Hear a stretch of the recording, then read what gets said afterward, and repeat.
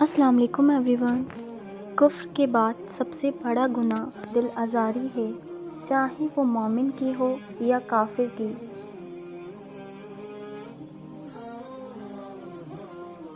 دو چیزیں اپنے اندر پیدا کر لو، چپ رہنا اور معاف کرنا، کیونکہ چپ رہنے سے بڑا کوئی جواب نہیں اور معاف کر دینے سے بڑا کوئی انتقام نہیں۔ قرآن کہتا ہے، پھر وہ تمہاری من پسند چیز تم تک لائے گا مقرر وقت پر اور تم حیران ہو جاؤ گے۔ لوگ جتنا بھی دل دکھائیں، یہ یاد رکھا کریں کہ جب اللہ کے بندے ہمیں توڑتے ہیں تو ان کا توڑنا ہمیں اللہ سے جوڑتا ہے۔ اخلاق وہ موتی ہے جس کی کوئی قیمت نہیں ہوتی، مگر اس سے ہر چیز خریدی جا سکتی ہے۔ ہم تصویروں میں خوبصورت اور نمایاں نظر آنا چاہتے ہیں، مگر کردار کی فکر نہیں کرتے اور بھول جاتے ہیں کہ انسان کا کردار اور اخلاق ہی اس کی سب سے بہترین تصویر ہے۔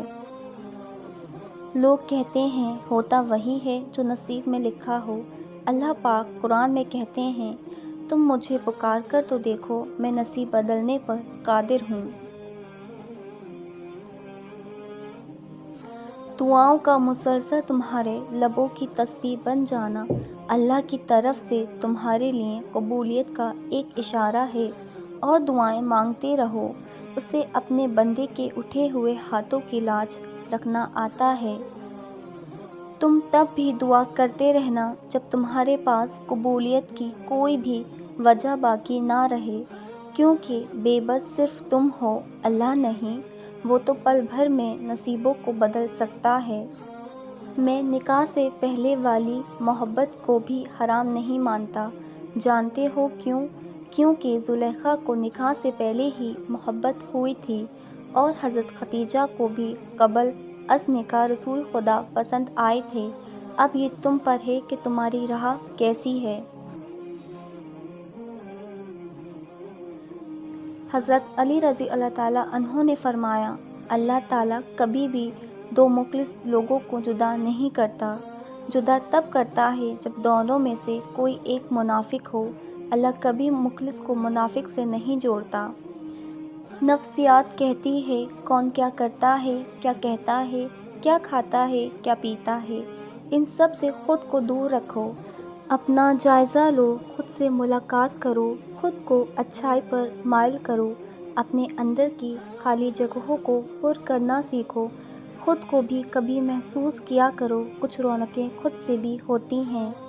کڑوے الفاظ جب بولتے ہیں تو وہ گولی کی طرح سینے میں لگتے ہیں، دل چیڑ کے اس کے ٹکڑے ٹکڑے کر دیتے ہیں، اور آگے والا انسان سکون سے سو جاتا ہے۔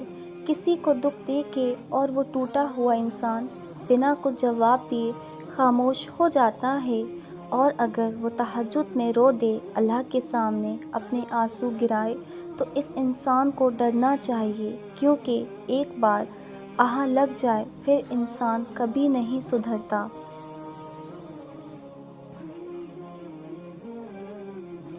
تمہارے درد سے تمہارا رب واقف ہے، وہ چاہتا ہے تم صبر کرو تاکہ اور مضبوط ہو جاؤ۔